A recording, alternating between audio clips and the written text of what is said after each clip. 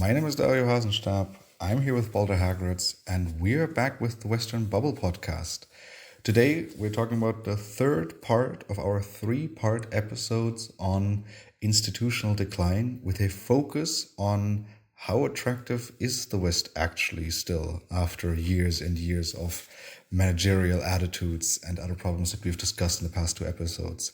However, before we talk about today's topic, it's actually very important for us personally that we actually tell you about two corrections that were sent in by listeners to us. As you know, we always ask for you to provide us with feedback and also corrections. And here are two cases that are very important. The first one is a little bit older, and we've been aware of this for quite some time. And this one happened in episode 18 on neocolonialism, which makes it, I think, especially embarrassing. But Balder, in this episode, you accidentally called South Sudan as part of Southern Africa. Yes, that is incredibly embarrassing, Dario. And I listened back to it, at least to two of those instances, so it wasn't just once. And it made it sound as if we as Europeans don't actually know much about geography in Africa. I've worked in South Sudan, I've been there multiple times. And I'm very much aware that South Sudan is not part of Southern Africa. It's part of the Sahel region, right? Very much Central Africa in that sense. And I apologize. Sometimes we record and then the brain just breaks, I guess. We record without a script and we just blab throughout these episodes, and then these things happen. So apologies for anyone who was confused by that. South Sudan is absolutely not Southern Africa, and I have no idea why I said that in the first place. Well, and I mean, somehow our brains also didn't pick up on that when we listened back to the episode, right? Which we always do before publishing. But it's such a quick little thing that can quickly come in, right? Southern Africa, Sahel, yeah. Yes, sub-Saharan Africa, South Sudan. It was episode 18. It's a very long time ago, but it is just something that the brain must have, confused. Some wires were crossed with the word South and sub-Saharan and all that. But obviously, South Sudan is not Southern Africa. My apologies. And in another episode where we made a mistake is in episode 76 on the UK's Rwanda policy. And listener Beatrice Tonin wrote us an email and said, the UK is not the first Western nation to send asylum seekers elsewhere. Australia has been doing offshore processing since 2001, sending asylum seekers to neighboring islands such as Christmas Island, Nauru, Manus, and Papua New Guinea. And yeah, exactly spot on, right? And that's also a bit embarrassing because right before we recorded an episode with our good friend Dan Bloch on Australia, but sometimes, right, just these things kind of slip your mind, because I remember actually reading about this a few years ago very intensely about Australia and its basically scaring off tactic, but somehow we didn't talk about it in the episode. Well, and in this case, it might also be a sign of just ignorance on our part, right? So even though we may have read something about it in the past, it's very clear that our knowledge is much greater about Europe and about maybe the United States than it is about Australia. And so here, we thought, hey, the Europe has never done this kind of thing. So therefore, it has not happened yet, which is exactly the Western bubble, like Eurocentric thinking, as if Europe is the standard for everything happening, right? So also pretty embarrassing, and many thanks to Beatrice for pointing this out. See, and so these are just two examples of basically many emails we receive with feedback. I mean, it's not always as striking as this. This is the reason why we only correct it when we're talking about, these two examples. So feel free, like all the listeners, please feel free to continue sending us emails, correcting us, even if we will not always announce it publicly on the episode. We always acknowledge your feedback. We're very grateful for your feedback, and we're very much looking forward to all future feedback that you will be sending to us. With this, let's move on to today's episode, and let's hope that today we will not be making any mistakes that need to be corrected. As I said at the very beginning, we are today in our third part of our three-part basically episode construct on institutional decline within the West and institutional failure. So in the past episodes, we've talked about universities in particular, and then the other episode was on foreign policy. And today we want to talk, we're kind of concluding these thoughts on the West's attractiveness to the outside world. Walter, why are we talking about this topic today? Well, essentially, it comes down to us being blinded to decay inside of our own societies. And that is very clearly visible in our relationship with outsiders who want to come in, right? So we still walk around with this belief that there are enormous masses of people who just desperately want our way of life, who want to share in our societal success, whereas the rest of the world is becoming very skeptical looking at our societies, at our political systems, at our institutional failures, and saying, hang on, maybe I can still make some money by going to Western Europe, maybe I can earn a living by going to the United States.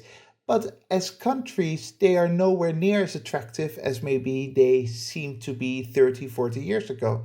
And in many ways, that kind of analysis of how does an outsider look at us is a really good indicator of how well we're doing, right? If everyone believes that you are the promised land, then that's probably a sign that something is going well.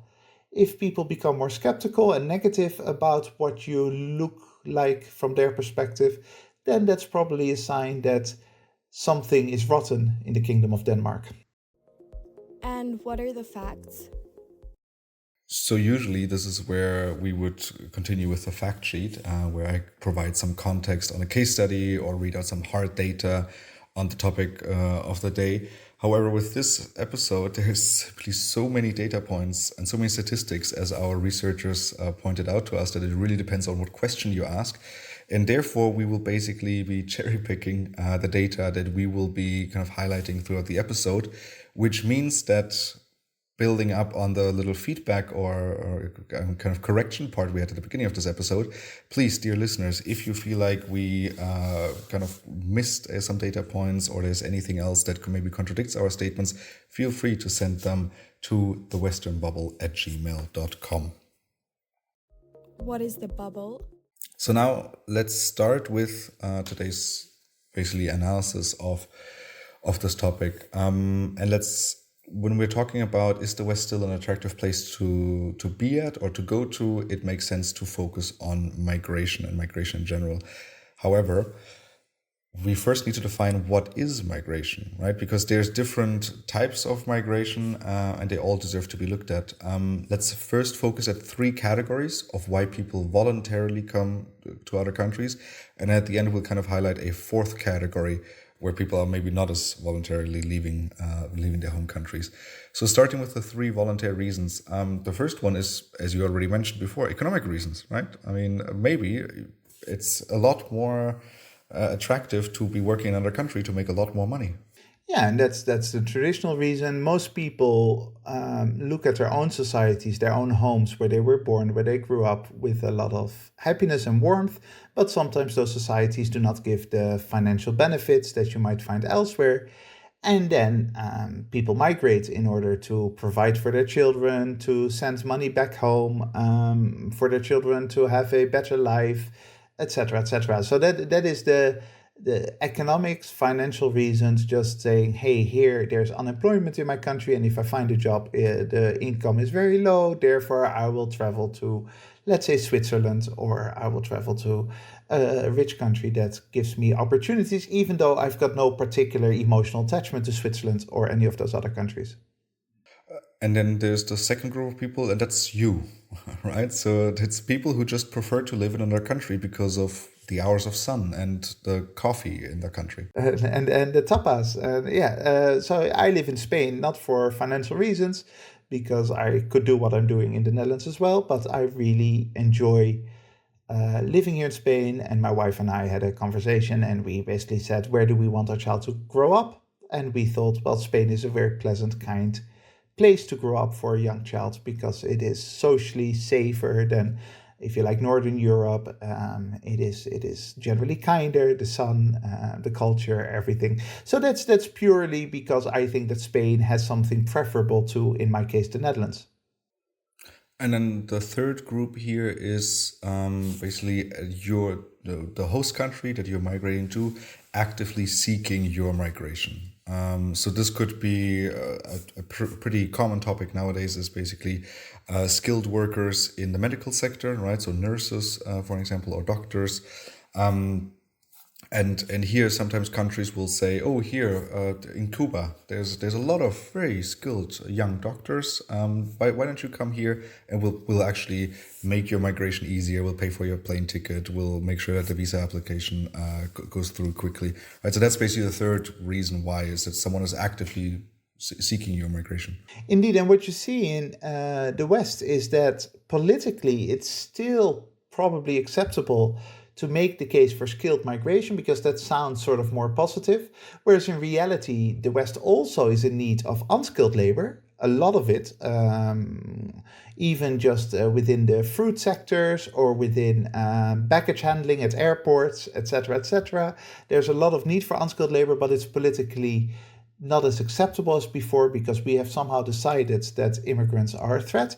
Whereas in the 1960s, this was a very clear policy. Like I'm here in Spain, originally from the Netherlands, but in the 60s in Germany and the Netherlands, a lot of Spanish migrants went there to work at relatively low-paying jobs.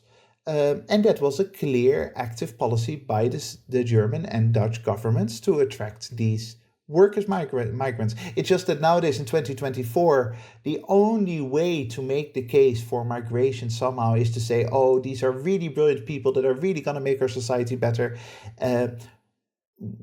because the tides have shifted in terms of our tolerance towards outsiders, if you like. Mm-hmm. And then, as I mentioned, there's a fourth group of people, but for them it's not as voluntary. Here we're talking about asylum seekers or refugees, right? So they are usually emigrating from their country because of war or because of persecution in any way, shape, or form. And I mean, for this conversation, we'll kind of take them out because their reasons for choosing to go to the West are not connected to, oh, there will be such great opportunities, but it's more like, oh, this is where I will not be killed. And also the policies that exist, right? So the West has traditionally, even though it's becoming worse and worse, traditionally has been relatively open to refugees and asylum seekers, whereas other countries are much less open. So then the conversation would be about the legal system surrounding it, which has very little to do with the happiness or institutions of the society itself. I would argue, and with that we'll move on from there, but I would argue that the fact that we are becoming less and less kind towards asylum seekers and refugees is a sign of a society that is becoming fearful and negative and, not something to be particularly proud of.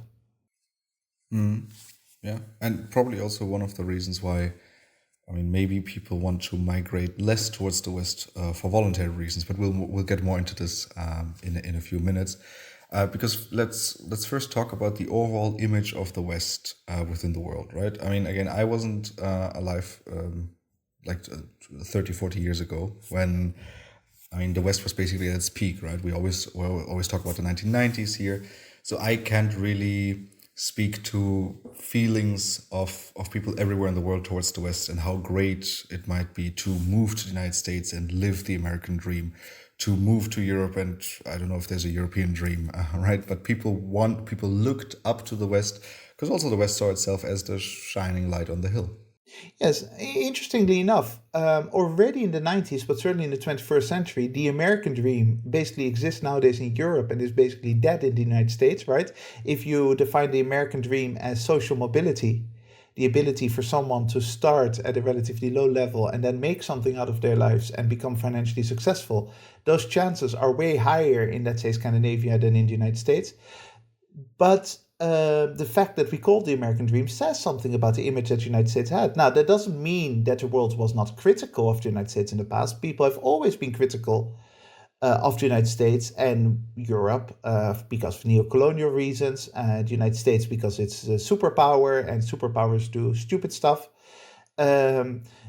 Vietnam and others. So it's not as if people were in love with the United States, but overall, there was a very clear image of, in the United States, my life can be better than it is at home, not just for financial reasons, but also because it's a fair country where if I work hard, I make something out of my life, that American dream thing.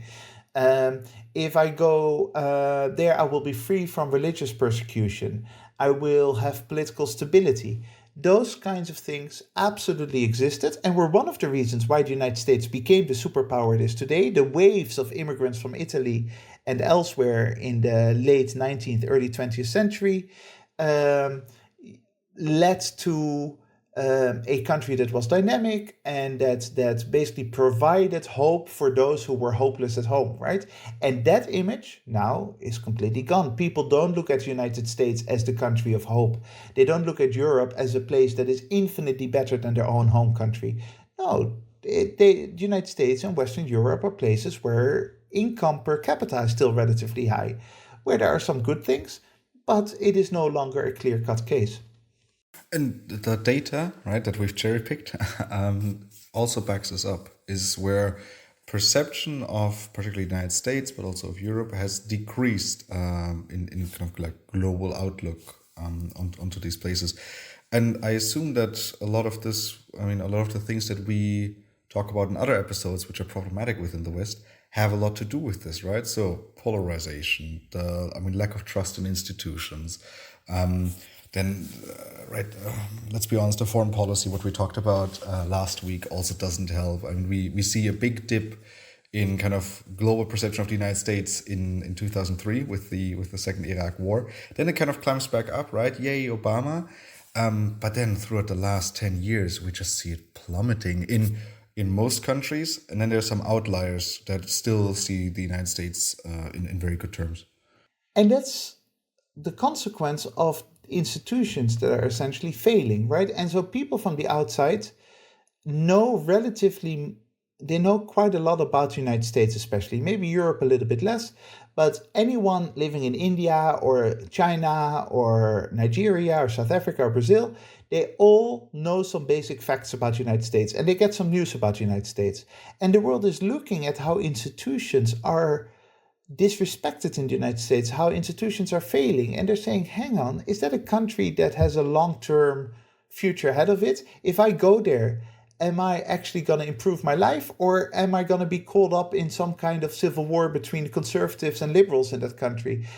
Do institutions still function? I see a government that is crumbling, that is completely underfunded. I see a legal system that is under threat from its own president, or former president, etc., etc. And people know that about the United States. They see that and they say, okay, maybe I will go there for 10 years to make some money, but I am not so sure whether it's better than Brazil or Nigeria or South Africa, which are also countries with problems.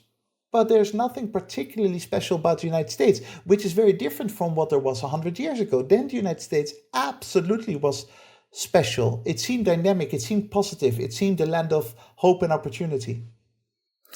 I mean, I've brought this up in past episodes, but I'll continue bringing it up today. My very scientific, basically, survey of every time I talk to people my age, but also people of other age groups, on whether they would actually consider raising their kids, their potential kids in the United States.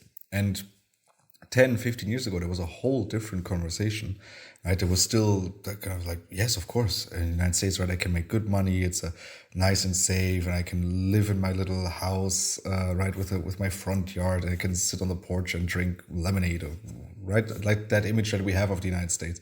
But it has dramatically shifted in the past few years. And nowadays, I get exactly the response that you just said. Yeah, maybe I'll move there for a few years to make money, right? To kickstart my career. But after that, I want to move elsewhere, right? I mean, usually I hear, right, I want to move back to Europe. So when I talk to Europeans, but I also now hear more and more Americans who say, no, I am genuinely considering moving to Europe because the United States is just no longer that place that it used to be. And no, the institutions are no longer working they're no longer working, but they're also no longer working in my favor. I no longer feel trust in them. I no longer feel trust in the political system. The polarization is at a degrees that is worrying to me. I want to go elsewhere. I want to go places where this is a bit safer. There's loads of anecdotal evidence from my own life as well. But I, as a student, when I graduated, I and most people around me kind of seemed to know that at some point we would end up in New York with some apartments in Manhattan, and that would be our future. It was completely clear that we all wanted to go to the United States in the late 90s, in the very early 2000s, maybe before 9/11, let's say. But now, if you talk to students at universities, they do not have that desire. They do not think that the United States will be their end destination. And I have two friends who actually went to the United States because they had really good job offers, because wages are higher, salaries are higher in the United States than in Europe. The moment they got children, they moved back to Europe because they didn't want their children to grow up in the United States. That is a lot of that is vague, is basically the image that people have, right? Which is backed up by some facts. If you look at basic statistics of social well-being in the United States, they've been going downhill. But a lot of that is also just a broad sentiment that is then exacerbated by the stories of police brutality. Now, if you travel as a European, if you were to go and live in the United States, the chances of you ever facing police brutality are relatively low, especially if you're white and blonde and in a well-to-do area. But all of those things work to create a rather negative perspective on the United States. And here comes for us as Europeans the scary part. I think there's a case to be made with many of these kinds of trends that Europe is just 20 years behind the United States. So right now people want to stay in Europe rather than going to the United States. But soon Europe will follow that path, right? And will start copying certain dynamics. You already see it with politics. You see it with police violence being up in Europe. Police is becoming more violent over the past 10 years, even though crime hasn't actually gone up in Europe. Those kinds of signs should worry any European, because before you know it, people in India and China will have this conversation like, hey, in the past I was thinking about going to Europe, but now I'm going to go to Brazil or Nigeria instead. Or, I will definitely go to Europe for, I don't know, maybe a job or for a university, but I would never raise my children there, no. Indeed, exactly. And we could make a very, very long list of all the different aspects that contribute to that negative vibe, if you like. But the overarching problem is just that institutions no longer are doing their job in the United States and increasingly not in Europe. Yeah. So the reasons why people want to move to the West are basically 1 and 4 we mentioned, right? So economic reasons, or you're forced to flee from your home country. And you kind of to describe that, right, that institutional decline and or kind of to give a better example, a better analogy. You brought up an example of a hotel that used to be really cool 30 years ago, but the manager is also the same as 30 years ago, and now it's not as cool anymore.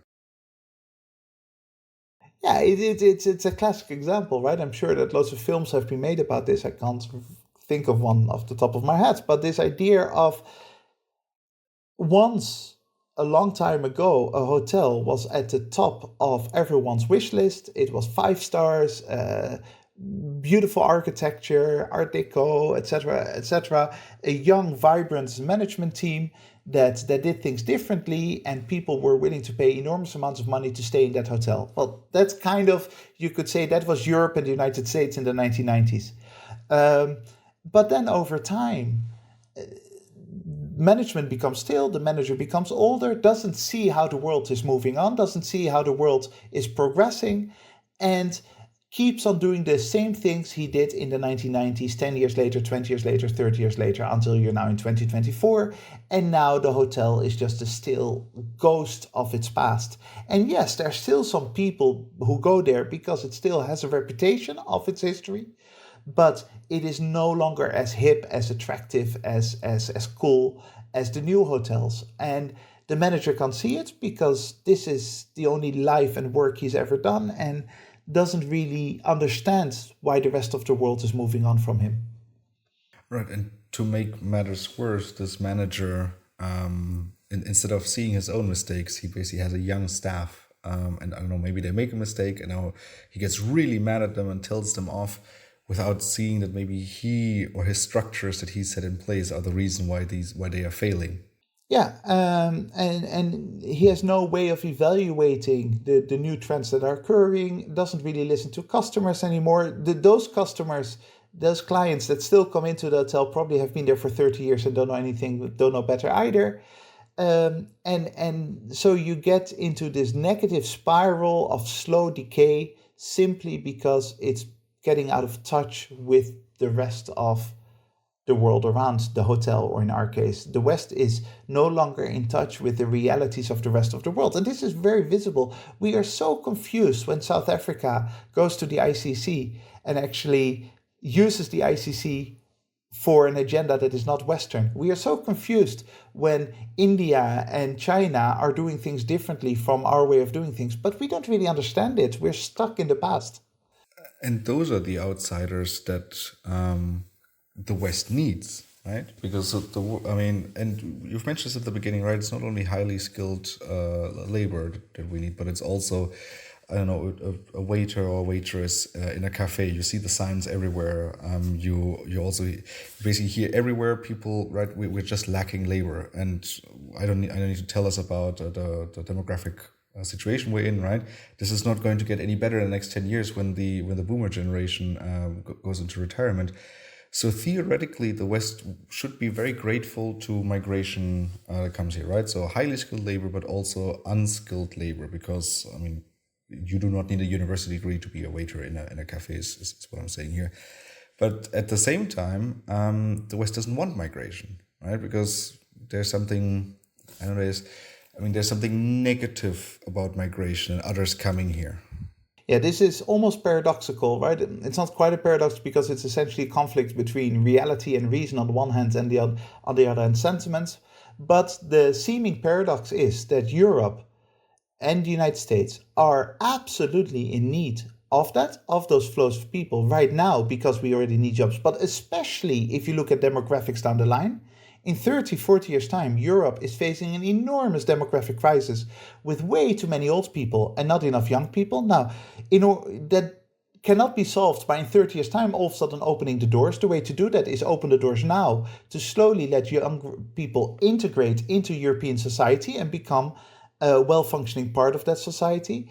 And yet we are actively, aggressively going against those immigrants, where we need them now and in the future, but we don't want them. So that almost seems paradoxical. And the reason why it's not quite a paradox is the fact that this would be reasonable analysis. What I'm providing you is the truth.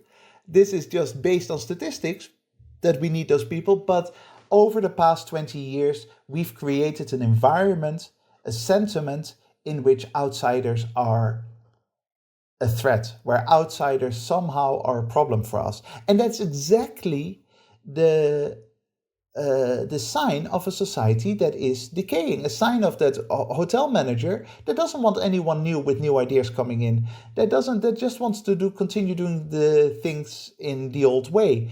I, in the past, likened the West to an old grumpy retiree, someone who retired 10 years ago, now just wants to keep the young people off his lawn and just really would like to build a big wall around his house and be left alone, not understanding that his well-being is dependent on outside forces and his interaction with outside forces, right? So we now are in a situation that we're shooting ourselves horribly in the foot simply because of an anti-migrant sentiment that is not justified by any reality. What's the international relations context? So, because of the reasons that we mentioned, there's a Western decline is foreseeable, right? Particularly economic decline when we're not looking at fixing the problem with the amount of labor we have, aka increasing migration into the West. This allows for other places, other countries, other nations to basically take over, right, from the West. I mean, there's always this big talk about, oh, China might be taking over because, this is also one of the biggest economies in the world. But then we're also looking at India, the most populous country in the world. We're looking at, countries in the Middle East are increasingly becoming more powerful, more settled in their ways. We can look at the BRICS countries, right? So Brazil, Indonesia, Nigeria.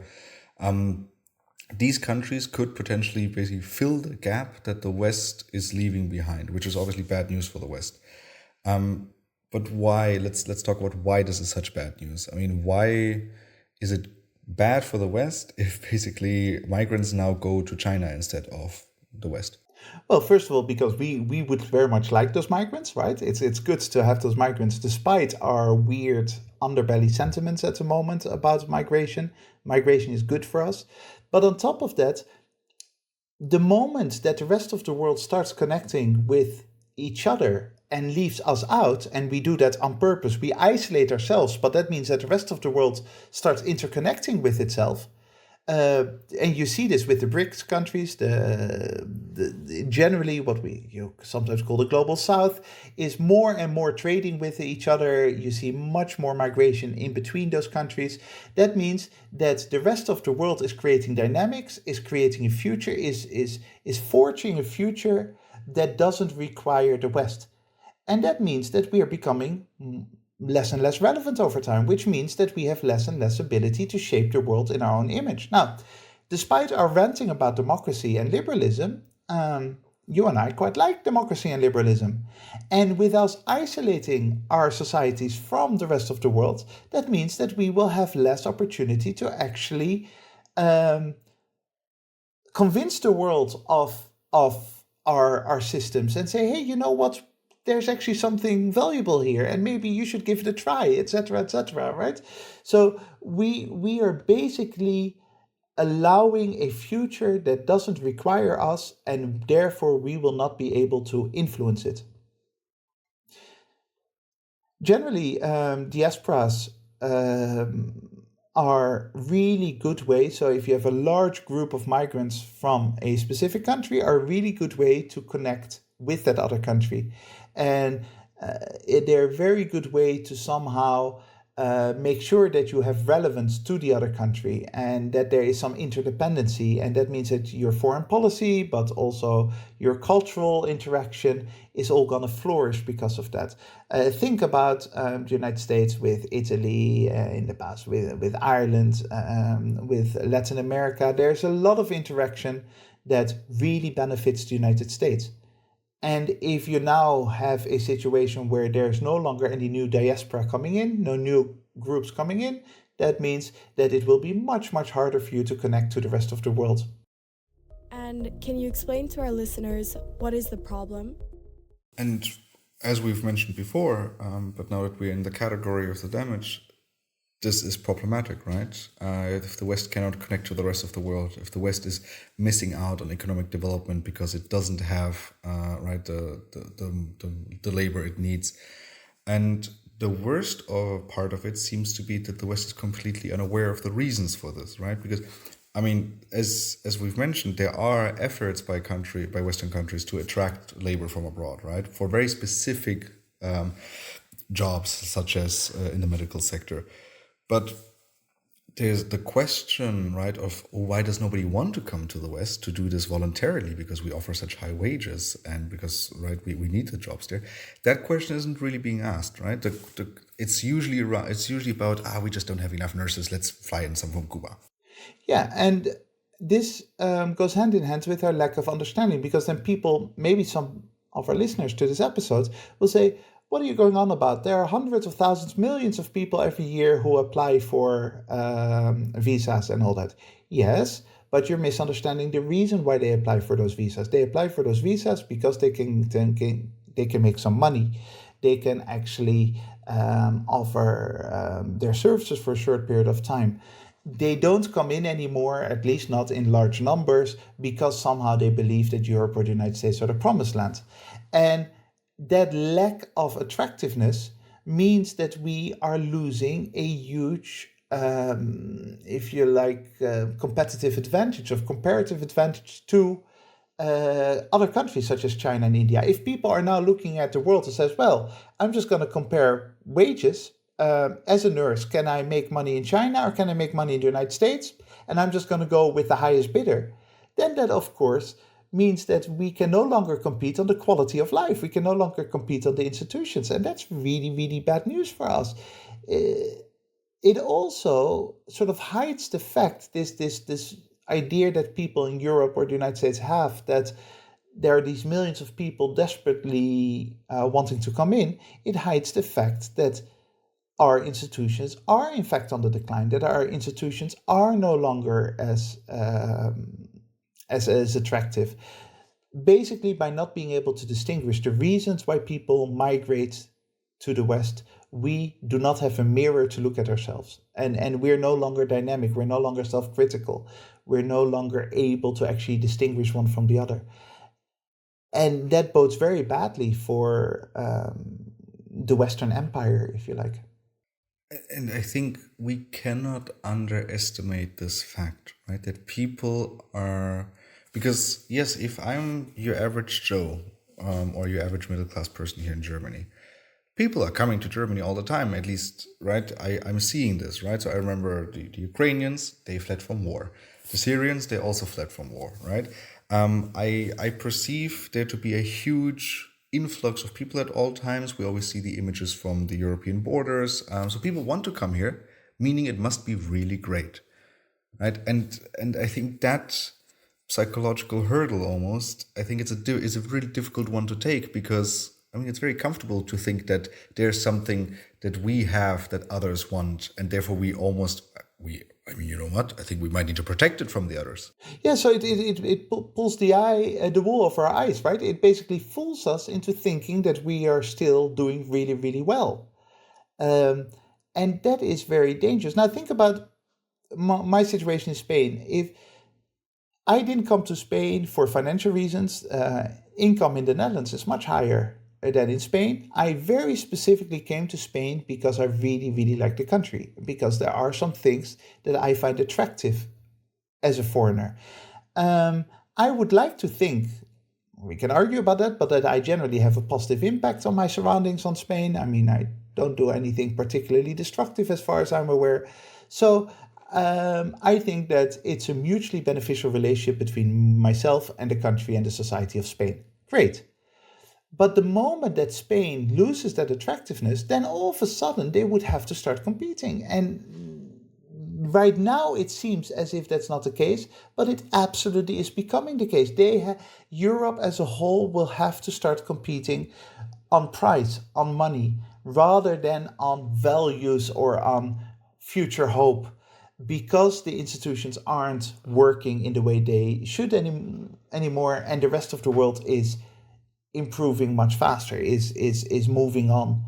And yeah, not having that image, being fooled into thinking that things are okay, is absolutely destructive to Europe at the moment, and to the West in general. And what now? And this is not likely to change anytime soon, right? I mean, we see this in election results. We see this in basically migration policy or anti-migration policy. We see this in, I mean, here the trial of Donald Trump is the most recent example, right, of institutions further declining. We've talked about this last week in the episode on foreign policy, right? Another reason why the West is becoming increasingly unattractive, because they're very destructive, right, on the global stage. And I mean, we've also talked about the internal reasons for that in basically the first part of this three-parter. And I mean, I usually ask you right about now, Balder, what can we do? Please give us at least some hope in these episodes. However, given that we spent almost 3 hours analyzing the problems of this, I think it would be a little bit ambitious to provide answers within the next 5 minutes. So we said, you know what? At the end of the season, so basically at the end of season 4 of the Western Bubble podcast, we will have 1 or maybe even 2 episodes basically full of optimism, because we will be providing solutions on, okay, how do we stop that institutional failure? How do we stop that institutional decline on the domestic, international level? And maybe how can we make the West a little bit more attractive? At least we will attempt to do so. It's not going to be easy, but there are certainly, we can certainly dream, and we can think of paths that could lead to a better tomorrow, because it's painful to see the Western decline, and it would be good to find some kind of new paths that can maybe will not bring us back to the 1990s, but that will still let the West be a force for good internally as well as externally in the future. Having said that, um, criticizing the West as we're doing in itself has value because hopefully some listeners will come up with ideas based on this, right? So if listeners before July have some ideas of how these issues that we're highlighting can actually be solved, please send it to us. This seems like a great moment to end today's conversation on institutional failure and decline in the West. If you have any questions, comments, or you heard a mistake that we've made throughout the episode, please make sure to send us an email to thewesternbubble@gmail.com, and we will try to incorporate them in our following episodes. Thank you very much to the listeners for joining us today. Make sure to join us again next week when we burst the Western bubble. That is it from my side. Boulder, which closing quote did you pick for us today? This is a quote that in many ways encapsulates the exact danger that the West is in. These past three episodes, when we've talked about the institutions, in many ways can all be reduced to the idea of insider versus outsider. And we pretend that outsiders, whether it is at a foreign policy level, China or Russia, or whether it's at a domestic level, liberals versus conservative, or whether it's about migration, people trying to come into our country, that they are the problem, whereas in reality, outsiders are never the reason why society falls in disrepair and decay. Societies decay because of internal weakness, because of how they are dealing with themselves, not because of some evil barbarian on the outside trying to destroy us. And the following quote is one that encapsulates it very nicely. It's by the author Ariel Durant, who wrote, "A great civilization is not conquered from without until it has destroyed itself from within."